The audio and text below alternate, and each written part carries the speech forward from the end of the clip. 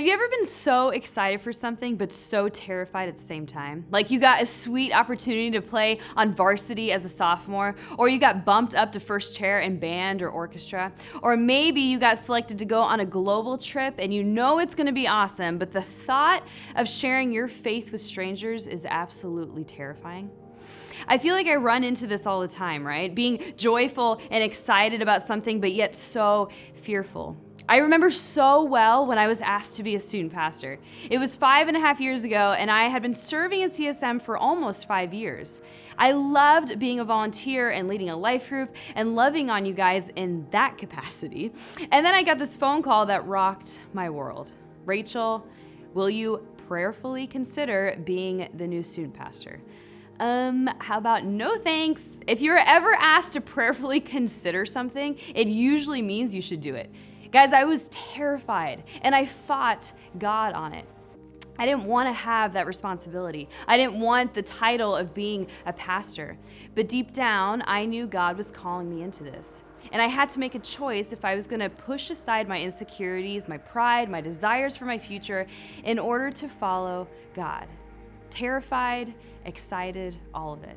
You see, when God calls us into something that makes our hearts skip a beat and our palms get sweaty, knees weak, arms are heavy, and fear sets in, I bet almost every time God is on the move and is going to do some big things through that. So with that, let's see how God used 2 women in an incredible way.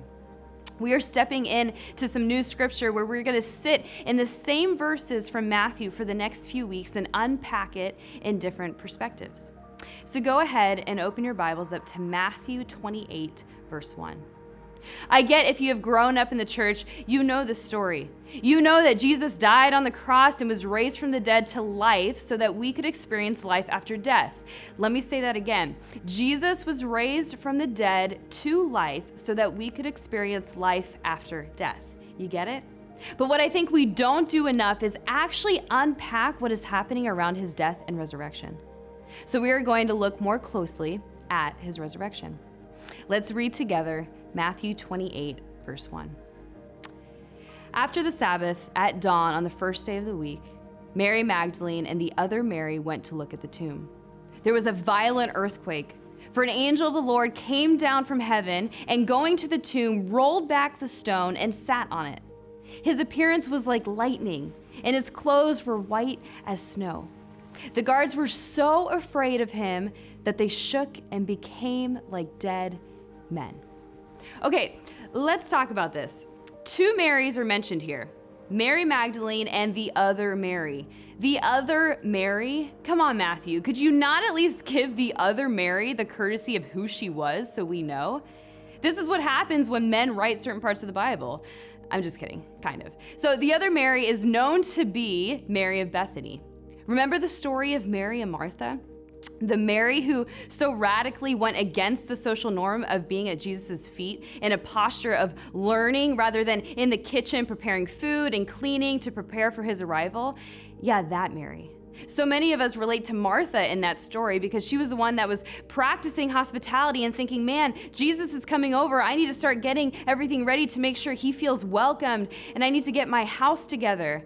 And then Miss Mary over here is just sitting with him because she so desperately wants to know and hear and listen and love on Jesus in a way that women were not supposed to. She is so awesome. And then we have Mary Magdalene, literally the all-star apostle that no one talks about. But today we're going to talk about her and the other Mary, Mary of Bethany. To begin, women were rarely named at all in ancient texts. If they are, it is usually because they had some kind of high platform or they're named in relationship to the men in their lives, such as husbands, fathers, brothers. Women were considered to be a part of the patriarchal household, and it was rare for them to have an identity apart from a male relative. Crazy, right? This is just what it was. We can see that going back in history. Matthew is still a cool guy, don't get me wrong, because he says Mary Magdalene, Mary of Magdala. She's identified for the town she came from, not according to a male relative. Even when he says the other Mary, as weird as that still sounds, it's actually still better than the alternative. Mary of Magdala is believed to be a woman of wealth, independence, and someone who was very important to Jesus, as well as very critical to the ministry of Jesus, even more so than the 12 disciples. And before we move on, can we just recognize that the guards, who were most likely men standing at the tomb, were so scared they fainted? Like, come on, what would Jesus have done without women? Am I right? I am right, by the way. Let's keep reading. Verse 5. The angel said to the women, "Do not be afraid, for I know that you are looking for Jesus who was crucified. He is not here. He is risen just as he said. Come and see the place where he lay. Then go quickly and tell his disciples. He has risen from the dead and is going ahead of you into Galilee. There you will see him.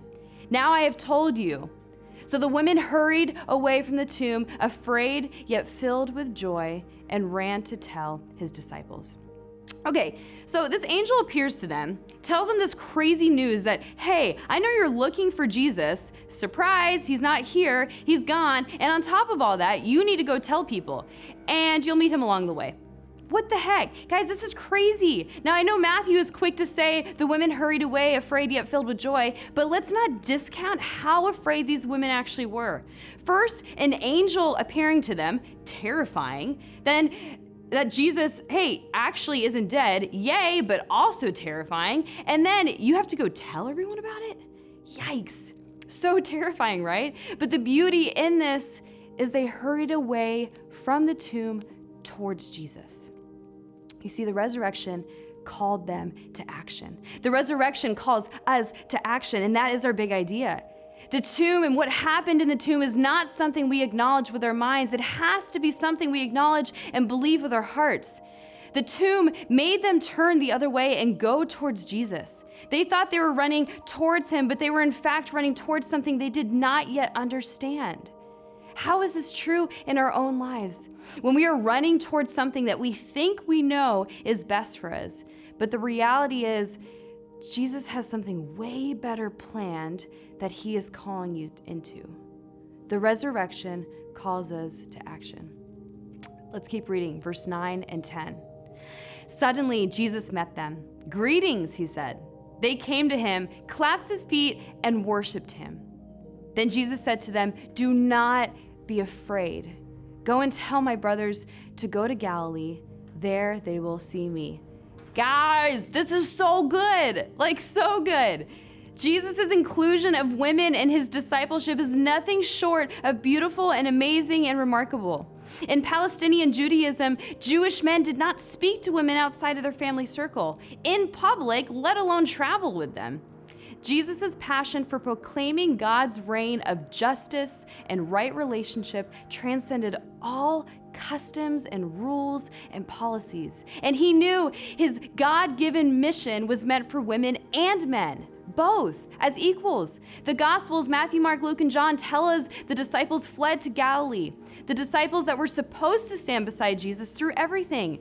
And the women, what did they do? They stayed by Jesus' side through the crucifixion, death, burial, and resurrection. And this is why all four accounts, all four authors recorded the women as the first witnesses.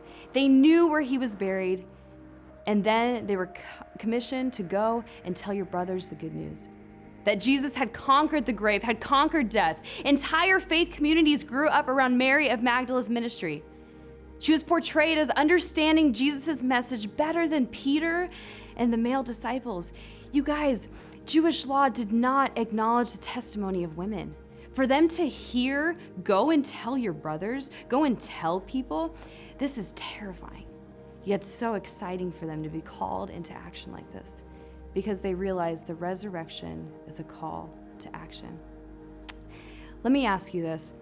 When was the last time the resurrection called you to action? When was the last time you thought about how Jesus conquered death for you, conquered the penalty of sin for you? And when was the last time you lived like you were saved by this truth?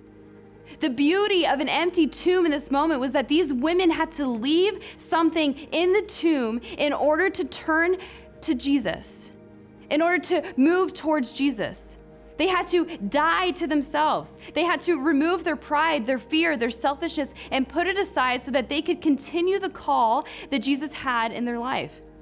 We have a lot to learn from these women. What do you need to put in the empty tomb so that you can move toward Jesus? I'm exhausted of this message that we have to teach on how the resurrection is a call to action. I just am. Jesus rose from the dead. He rose from the dead to show us that our lives can be different, that we don't have to walk in darkness, that there is a way out when we are tempted to sin. There is a way out when you feel burdened by your family issues. There's a way out when you are being bullied. There's a way out when the only way you feel is to hurt yourself. There's a way out when your friends are causing you to do stupid crap that's going to cost you. And there's a way out, and the way out is to embrace the resurrection so that our lives can look different, so that our lives can look like we actually believe in what Jesus did. Allow God to work in your life. Yes, it's terrifying. I'm going to be honest with you, but the joy that comes, man, will that be something worth living for? If the women lived in their fear of what would happen, the shame that may come, the rejection that may come, we would have lost some of the most important voices in Jesus' story. There's a reason Jesus chose these women, and there is a reason Jesus is calling you out of your comfort, out of your lukewarm faith, to act, to love, to share the good news, to be someone that is actively living like Jesus did, rather than being someone that shows up to church, talks about Jesus, and walks out the door and denies him by the way you live. But listen, this means that you have to leave something behind in the tomb. I had to leave something in the tomb when I decided to be a student pastor, when I decided to finally follow God's purpose for me. These women left everything on the line when they realized what it meant for Jesus to be raised from the dead. They trusted God. Do you? And if you don't, what's stopping you? Your fear? Your insecurities? Your labels? Your popularity? Listen to me. You have been made for more in the resurrection. Do not let your pride get in the way of allowing God to do some terrifying but really beautiful things in your life. The resurrection is a call to action. So what are you going to do about it?